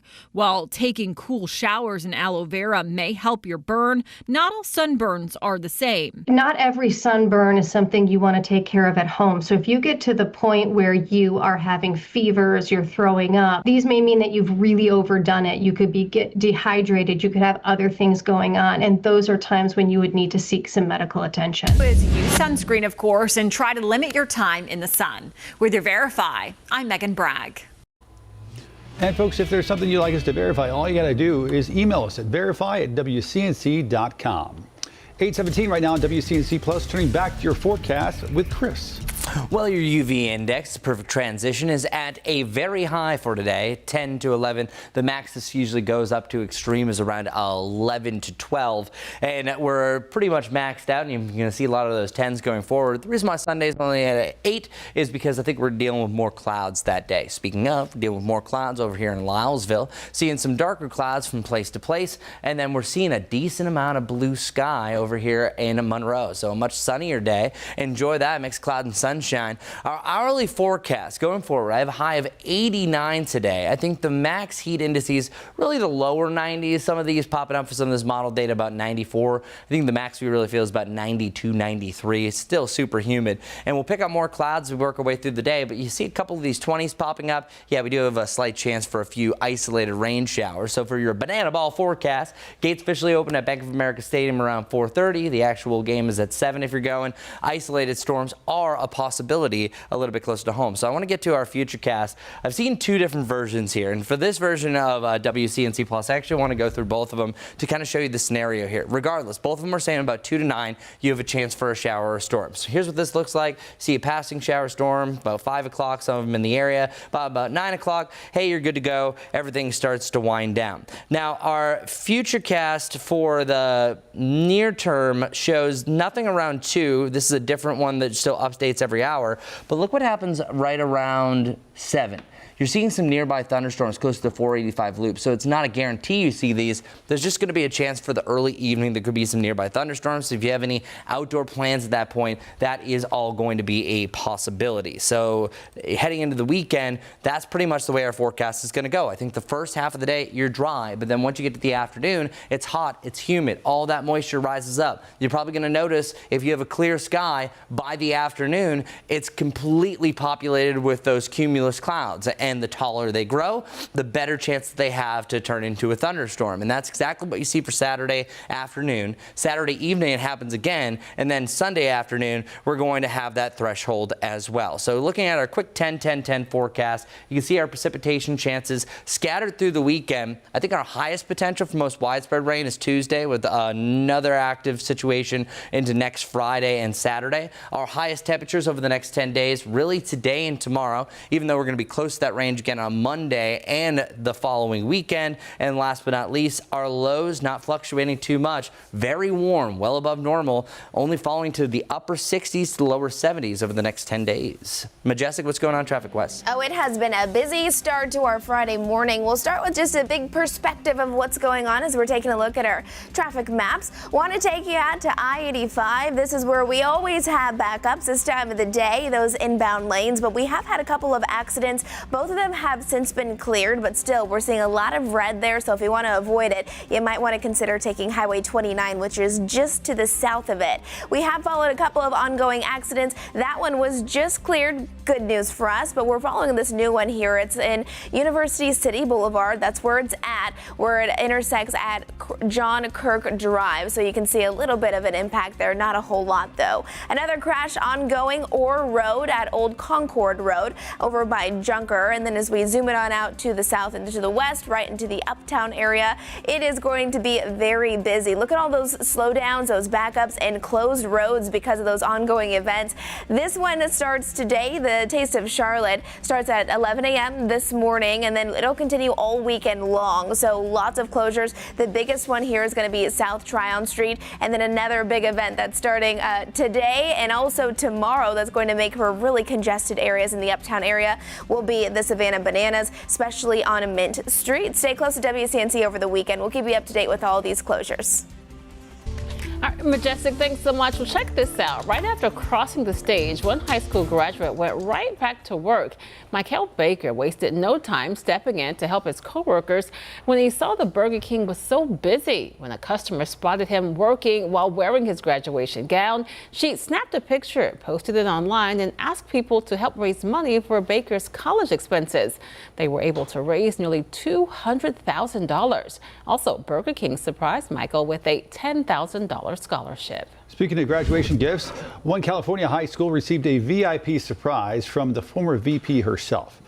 Kamala Harris briefly addressed Compton High School's class of 2025 during the commencement ceremony Thursday, surprising the whole group there. According to the school district, 87% of graduates have been accepted to colleges. Graduating class has also received about $500,000 in scholarships. With so much to look forward to, having the former vice president as a special guest was a cherry on top for some of those graduates. Well, we've seen football, we've seen soccer, and we've seen concerts at Bank of America Stadium, but today fans will go bananas. That's right, the Savannah Bananas taking over the bank with back-to-back sold-out nights. Banana Ball, as they call it, looks a little different than your typical baseball game. Sports director Nick Carboni takes us inside the stadium ahead of the games. Well, coming this fall, Panthers fans hope this is the very spot Bryce Young is throwing corner touchdown passes to T-Mac McMillan. But for the next two nights, this is home base for the Savannah Bananas. Bank of America Stadium transformed for 2 nights of the hottest ticket in American sports and entertainment. The Savannah Bananas, which have sold out Friday and Saturday games, 150,000 people here for Banana Ball. For a local kid like player Eric Jones Jr., it's a dream he could not even have imagined. It's unbelievable. I've loved the Panthers my whole life. I've loved baseball my whole life. I never envisioned playing baseball here in Panther Stadium. But here we are. We're going to sell this place out 2 nights in a row. It's going to be rocking. A family-friendly crowd for the Bananas, one that will boost the local economy for sure this weekend. We were so excited when we got one night confirmed, but the second event happening is amazing. I think it really will bring big results for our community. The Bananas, of course, were the dream of Jesse Cole, the former owner of the Gastonia Grizzlies, who's already wearing his patented yellow tux and hat. When I was a kid, my dad told me when I came up to bat the first time, he said, "Jess, swing hard in case you hit it." And since I was a kid, since when I started in Gastonia, we've been taking big swings. So I think anybody, not be afraid of failure, to dream big and to keep coming up to bat and swing hard in case you hit it. And how many of these suits do you have? Too many at this point. I've got nine yellow tuxes and about 70 of these hats. With the Bananas at Bank of America Stadium, Nick Carboni for WCNC Charlotte.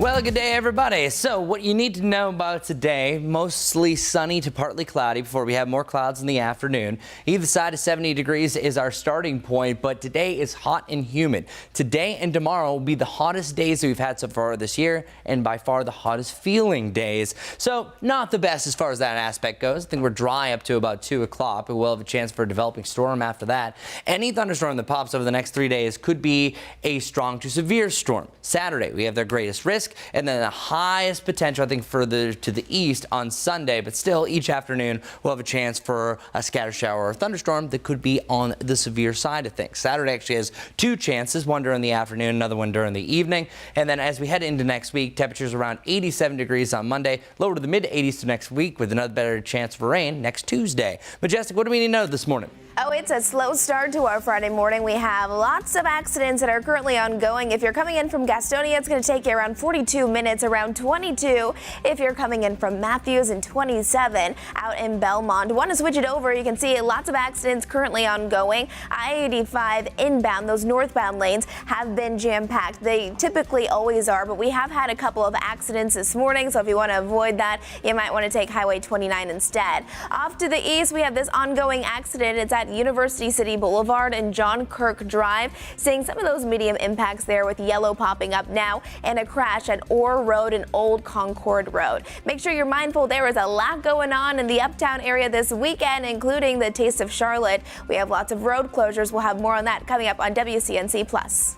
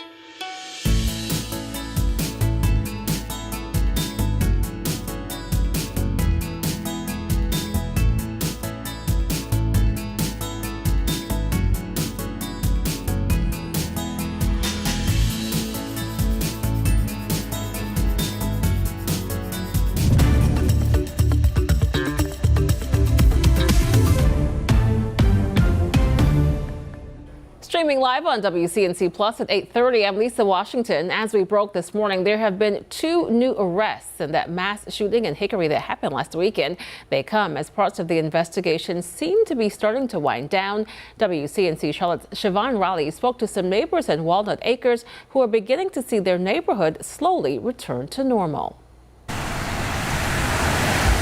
Law enforcement cleared this scene on Walnut Acres Drive around 6 o'clock Thursday afternoon. It's been active since the weekend. Now we can drive into our driveway. Before we couldn't. We were stuck, had to park up on top and walk, escorted by the police to come to our home. I'm thankful that we can get to our house now with our car. This woman, who doesn't want to be identified because of fear of retaliation, says she's thankful to come home to peace and quiet after the deadly shooting at a pool party that left 1 person dead and 11 others hurt. Discipline has to come from somewhere. I spoke with the owners of this home where the pool party got out of control after more than 80 shots were fired. The homeowners didn't want to speak on camera, but we saw beer bottles, clothes, and shoes surrounding the property. It just seems we're going in a bad direction. Meanwhile, one of the first people arrested and charged with attempted first-degree murder this week is still in jail.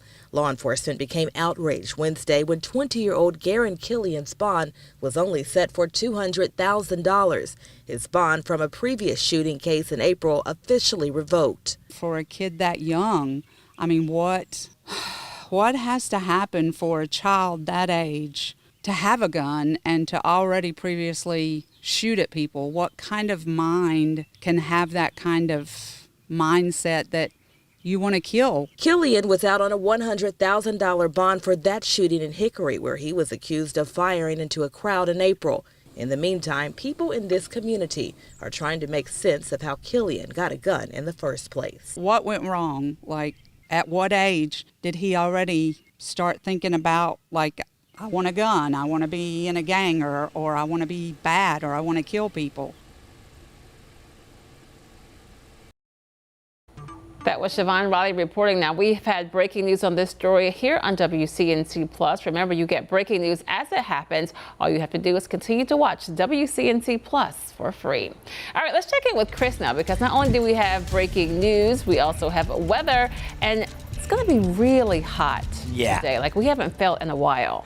And I've been focusing in on the storm chances because that can be some of the bigger impacts. But truly, the big story, and that's why I want to start with this graphic, these are the hottest temperatures of the year. Now, we have called for 90 and only hit 87 before, but I think it's a good bet that both of these days are at least feeling like the lower 90s. So even if something happens and we get stuck with 88 or 87, that first off is close enough. But one, this is also going to be a lot more humid than the last time we hit 87 or 88 degrees, substantially. So this is the hottest stretch that we've had all year long. Don't overexert yourself. These are the days that are sneaky hot, that all of a sudden, that's no big deal. It's barely at 90 degrees. No, these are the ones that if you don't stay hydrated, heat exhaustion kind of catches up to you. It's always usually some of the first big heat, even though this is nothing compared to what we'll eventually get. Going forward, though, temperatures already at the lower 70 mark around Charlotte. Fog starting to burn off here around Morganton and Hickory, but it's been enough low-level clouds that were much cooler than the rest of the area, where actually Boone is now warmer than Hickory. That doesn't happen too often unless you have a scenario like this. And 73 is the active start right around Chirac and Chesterfield County.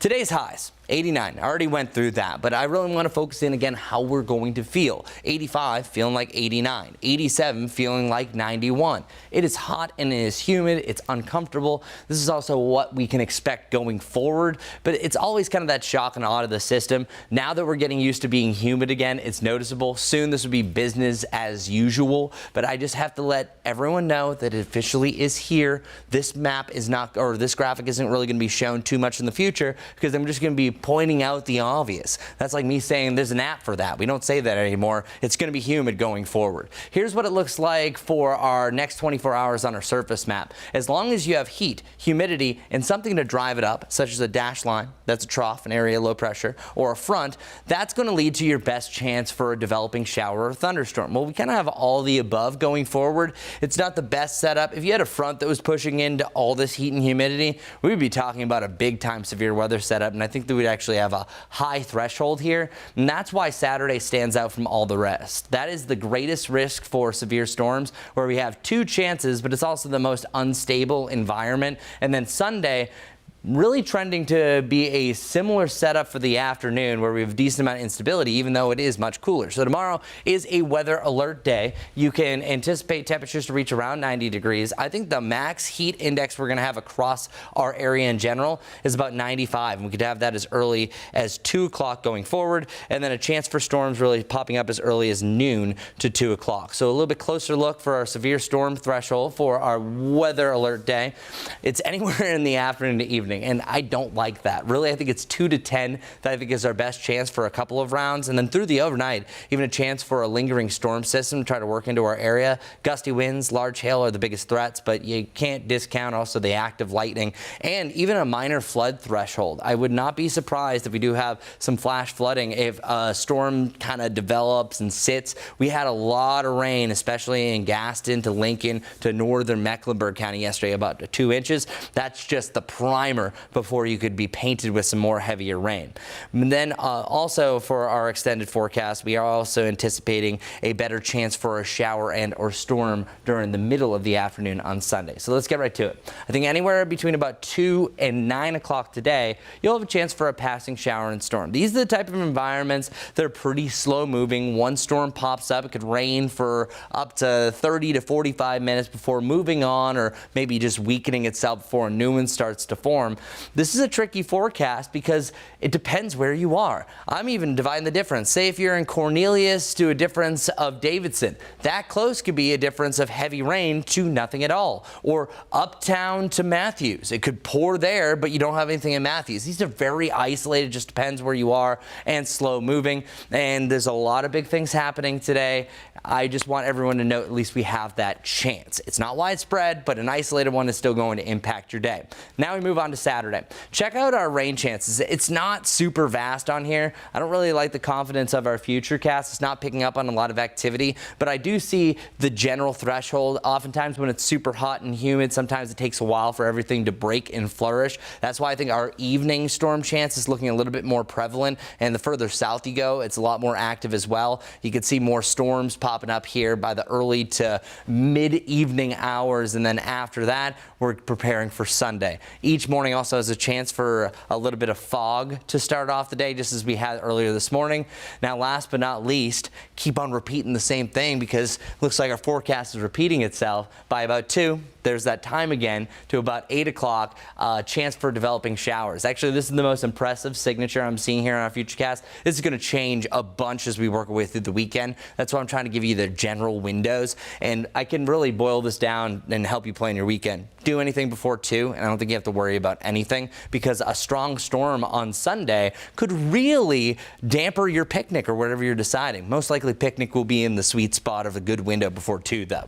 84 degrees on Sunday, so that is a little less fuel, and that's why I'm not weather alert for that day. I don't think you see a storm on Monday. That's the only one that doesn't have at least a 20% chance for a pop-up storm or shower. Highs in the upper 80s, though. We will be a little bit cooler with more clouds and more rain and storms on Tuesday before we're back to the mid-80s the middle of next week. There it is. Fog starting to burn off. No rain like yesterday, Majestic. A much better start. Yeah, it's definitely muggy out there, though. You step outside and you can feel it, and it is going to be a hot one today. Let's take a look at some of those drive times coming in right now from Salisbury. It's going to take you just under 50 minutes to get you into Charlotte, and just over 30 from Gastonia. Here's a live look outside. I-77 coming in from York County. Good morning to everyone waking up and joining us from South Carolina. We do have lots of ongoing accidents that I want to let you know about. Still watching I-85 inbound. We always have these slowdowns as people are heading towards the uptown area. We had a couple of accidents. Those have since been cleared. If you want to avoid any of those backups, you could take Highway 29. But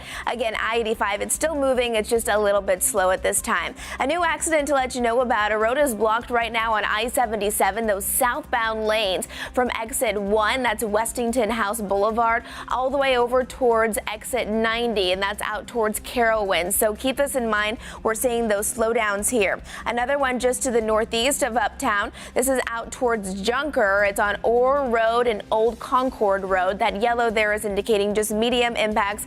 Not seeing anything too extreme, but you might want to keep that in mind if you typically drive that way. The uptown area is going to be jam-packed, busy this weekend. So many fun things that will be ongoing. If you plan on going to the Taste of Charlotte, you might consider biking or walking or taking an Uber because it is going to be very, very crowded. The Taste of Charlotte, it starts today, ongoing all throughout the weekend. The biggest slowdown will be on South Tryon Street, but there will also be a lot of side roads closed down, not just because of that, but also because of the Savannah Bananas. We'll have more on this coming up. Lisa. Majestic, thanks so much. 8:40 now, and new this morning, couples planning their big day are having to make some tough choices as tariffs drive up the price to say I do. WCNC Charlotte's Destiny Richards joins us in the studio this morning. And Destiny, you spoke to some local wedding planners who have some tips for couples looking to save some cash. Yeah, that's right. Weddings are a major milestone and a major investment. Planning a wedding has never really been cheap, but experts say rising tariffs and supply chain issues are pushing prices even higher this wedding season. Kristen Zawicki, owner of Crafted Charm Wedding Planning in Charlotte, says expect to pay more for bouquets and floral arrangements. Imported flowers are pricier due to shipping and supply chain issues, and businesses are passing those costs on to customers. Brides may also be saying yes to a more expensive wedding dress, since many fabrics come from overseas and tariffs add extra fees. Madison Lloyd, she's the owner of Destination Us in Lancaster. She says weddings across the Carolinas are feeling the pinch from inflation and tariffs. Both planners recommend shopping local or secondhand when possible and setting aside a little extra to cover rising unpredictable costs. If your wedding's coming up, your dress has already been ordered, so you might have to change other items in your budget to allow an extra amount to pay for that tariff. With clients now, we are asking that they have sort of a larger contingency fund, and we're estimating between 5 and 10% of their overall budget just in case. They say flexibility is key, and as you're planning or working with a hired planner, start the process early to navigate rising costs, tap into local deals, and avoid unexpected expenses later on. Lisa. And Destiny, I said it earlier, do not underestimate the power of that something borrowed, certainly if you can. We know the dress has a big cost with many of the wedding budgets as well as flowers. Are there other things they suggest that couples might consider to cut some costs?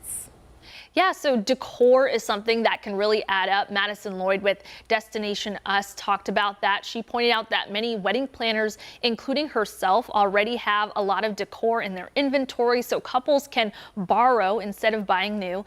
And this helps cut down on overconsumption, saves money. Couples don't have to purchase a one-time use decoration. Plus, there are plenty of rental companies, vendors who are offering decor options, so couples can still get that beautiful look without the high price tag of buying everything outright. That makes a lot of sense. All right, Destiny, thanks so much for that. This morning, the war of words continues between President Trump and billionaire Elon Musk. And this is all happening for all of us to see. NBC's Chris Pallone is following the so-called big, beautiful fallout this morning. Mounting tension between President Trump and his biggest campaign donor boiling over in the Oval Office and then spilling onto social media. I'm very disappointed in Elon. I've helped Elon a lot. After days of silence, the president responding to billionaire Elon Musk's withering criticism of his so-called big, beautiful spending and tax cut bill during a White House sit-down with the Chancellor of Germany. Elon's upset because we took the EV mandate, and which was a lot of money for electric vehicles. Musk firing back in real time on X. Without me, Trump would have lost the election. The president later seeming to threaten the CEO of Tesla's many federal business deals, writing, "The easiest way to save money in our budget is to terminate Elon's governmental subsidies and contracts." The president adding, "Elon was wearing thin. I asked him to leave." Musk called that claim an obvious lie and went further with this claim. Real Donald Trump is in the Epstein files. That is the real reason they have not been made public. Musk offered no evidence, and President Trump has denied any involvement in Epstein's crimes. Overnight, the White House press secretary downplayed the feud, calling it an unfortunate episode from Elon. Elon went back to his companies, and as a businessman, he has a right to speak for his companies. But as president, President Trump has a responsibility to fight for this country. During the back and forth, Tesla stock lost 14% of its value. Congressional Republicans say they're pressing forward with the spending bill despite Musk's objections. Politico reports White House aides have scheduled a phone call with Elon Musk today to try to broker peace between the two men. In Washington, Chris Pallone, NBC News. Thousands of CMS workers will get a pay raise starting next month. The district unveiling phase 2 of its compensation study late last night. More than 6,000 employees will see a pay bump, including bus drivers, custodians, and maintenance workers. That funding was included in the 2025-2026 fiscal budget. It's set to take effect July 1st. Another phase of that study is expected to be implemented in the following school year. That's 2026-2027. Well, you've probably heard about Narcan saving the lives of countless people from drug overdoses. But this morning, we've learned it's also saved the life of a dog in North Carolina. Ariana Bertolotti has the story. This is Girly. She behaves like any normal puppy seeing a new person. That's why Columbus County Sheriff's deputies were concerned when they responded to a 911 call in Whiteville, and Girly was silent. Normally when we go in residences, dogs are alert oriented and they're barking at us, stuff like that. That's kind of something we're looking for when we go to houses because you never want to get bit by a dog. Once inside the home, they found a man overdosing. Sadly, overdoses are something we go to a lot. But Girly was struggling to stay alive as well. They believe she got a hold of whatever drugs were there. We were like shaking it, trying to get it alert and everything, and then it was kind of simultaneous. The rescue was pulling up at the same time as we were. Narcan was given to them both, saving their lives. Sheriff Bill Rogers says they've never dealt with an emergency like it, but in many ways, it was just another day on the job. So it was good they looked at the surroundings and stuff, and they had the compassion for the victim, and they had the compassion for the dog. This is kind of what we do. We help everybody and help out in everyday situations. You always hear cats have 9 lives. But because of the work of these deputies, we know Girly has at least 2. Bertolotti with that report. We are following a major breakthrough this morning in breast cancer detection technology. An AI detection system is the first of its kind to be approved by the FDA. The tech company Clarity is behind this technology that helps predict a woman's risk of developing breast cancer within the next 5 years. The company says while mammograms are great at spotting the cancer, it is still difficult to determine a woman's actual risk for developing it. We're predicting not right now whether or not a woman has breast cancer, but what does her future look like? What is her future 5-year risk of developing a breast cancer? 85% of patients that are diagnosed with breast cancer have no family history. And that's what we're tackling. As far as when we could see this tech in our doctor's offices, Clarity says they are hoping to make the system widely available by the end of the year. All right, ladies, listen up. Middle-aged women with a regular coffee habit could be setting themselves up to live longer and healthier. A study looked at women in their 50s who drank 1 to 3 cups of caffeinated coffee a day. It found they were more likely to age without major chronic disease and with good cognitive, physical, and mental health. Those conclusions are based on dietary data from more than 47,000 women. They were surveyed and followed for 30 years to understand their rates of death and disease. 30 years? Not in my 50s, but I do drink coffee or espresso. I try to most days. Yeah. I'm going to keep doing it. Me too. Right? I need it. And it's even better news that it comes with some good benefits. It really is. Now, are you a coffee drinker? Yes, since I became a dad. Okay. But his coffee is like nearly hot chocolate. It's not really like the real deal. It's not the real deal. No, it's actually instant cappuccino. Okay. Pinkies up. I know. It's delightful. Do you add just water to your powder and that's it? Yeah, no, it's powder makes it sound like hot chocolate. Exactly. Right, that's but what it's it not. is. Ground chino. Okay. Yeah, and Take a it's scoop delightful. of it. Yep, and it's French vanilla or mocha. So I guess mocha Okay. is a little bit closer to hot chocolate. Now I see what Majestic is saying. Gotcha. Meanwhile, I'm looking for like the strongest in the too. pods. Like what is this strength? I like the taste of coffee though. Oh yeah, for I like sure. it cold and old too. Ew. Ooh. Yeah. All right. Well, that's not going to be our forecast today. No. Cold and old. Nope, it's going to be hot and bold. We are looking at high temperatures right around that 90-degree point. Some of the things I just shouldn't mention about myself because it's not a good character trait. Our greatest risk for storms is definitely tomorrow, but we do have an isolated risk for today and then a higher risk east of I-77 on your Sunday. But I wanted to break down the near term. There's no risk for tornadoes. There's a high unlikelihood that we're going to have any sort of hail today. So if there's any sort of thunderstorm that breaks the mold, it will be the damaging wind threats. Maybe some wind gusts up to about 60 miles per hour. It's mainly a chance for a wet microburst. Now, by tomorrow, the only day that we are going weather alert, you have potential for some large hail. That's the only exception.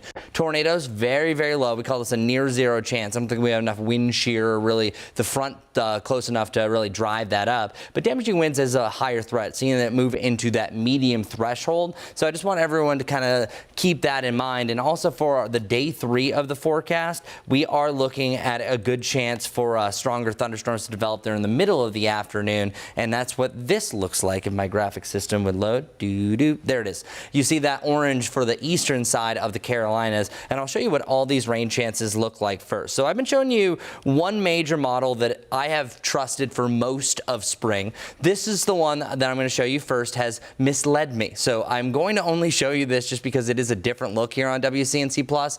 This one right here is showing that our chance for thunderstorms really pops up anywhere between about 5 to 9 across the Charlotte area. So letting you know there's the slightest chance that we could have an impact to the Savannah Bananas game. The Knights game's also in Uptown, and you're just doing anything for your Friday evening. Rain starts to die down, but there's a slight chance we have a little shower activity heading into tomorrow morning. That's the big difference on this one. As far as our thunderstorm potential for your Saturday, check out what this one has. This is really right between about 2 to about 3 to 4, seeing scattered showers and storms, and then another band could potentially work its way in during the middle of your Saturday, and then outside of that, you're going to have a much higher likelihood as we work our way through your Sunday afternoon. I'll show you Sunday real quick what those look like, because that model I just showed you doesn't go that far out. Sunday, you see a better chance for a shower storm really between about 2 and about 8 o'clock. So what I just showed you, the best advice I have for you is that do anything before 2 o'clock, and you're going to be just fine. The last other note, it's going to be humid, y'all, and we're going to continue to be humid. That's the way things are going to be in June, so don't really expect any dry days in the near term, and that's going to keep a daily chance for a pop-up shower and thunderstorm. Today and tomorrow are the hottest days with highs right around 90 degrees as well. So stay cool, y'all, and stay safe.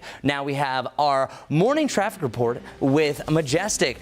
All in all, how has this morning been? Well, I would give it maybe like a 6 out of 10 rating. It hasn't been perfect, but we've definitely seen much worse. Let's start with this, a live look outside I-77 here, York County cameras. Good morning to everyone there in York County, and good morning to everyone out there in South Carolina. We do have still lots of ongoing accidents to let you know about. I'm just going to highlight a few of them. This one is new. It's a crash on W.T. Harris Boulevard and Meadow Rose Lane. You can see some minor impacts, that yellow there indicating medium impact, so maybe a little slower than it typically would be at this time of the day. Another one here on Highway 521 and Johnston Road at I-485. I would suspect that that one's going to cause a couple of headaches for you this morning. Off to the west, I-85 inbound. It has been actually pretty red all morning long. Seems like a lot of it is clearing up, so that's great news if you're heading on I-85 and heading towards the Uptown area. Right now, though, a road is blocked due to a crash on I-77 southbound.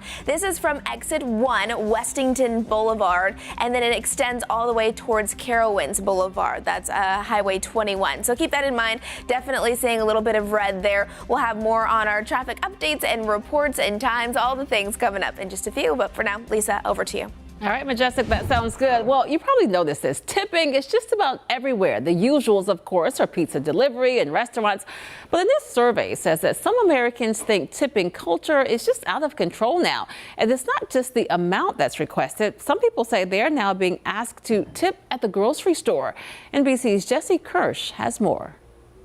America is moving closer to a tipping point. Why am I being asked to tip 20% for someone to hand me a pizza?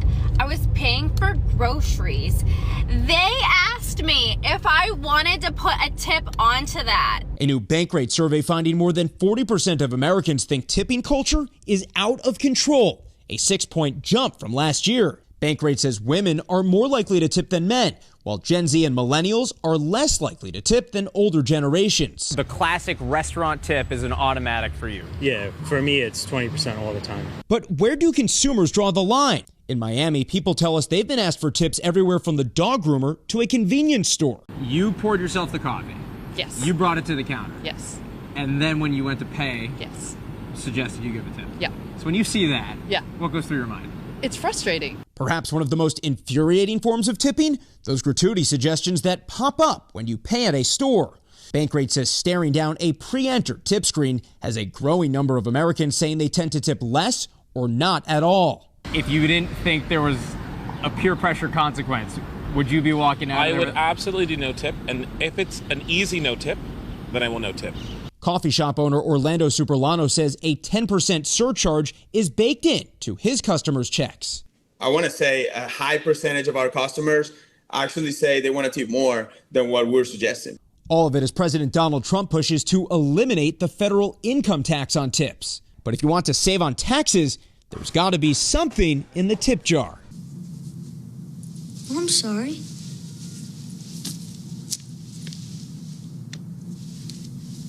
And there's plenty more where that came from. We are going to take a quick break right now, but make sure you stay with WCNC Plus. Our own Jane Monreal is going to take over from our new Live Impact studio. She's going to be talking with the group helping to bring the Club World Cup to Charlotte. That's ahead right here on WCNC Plus.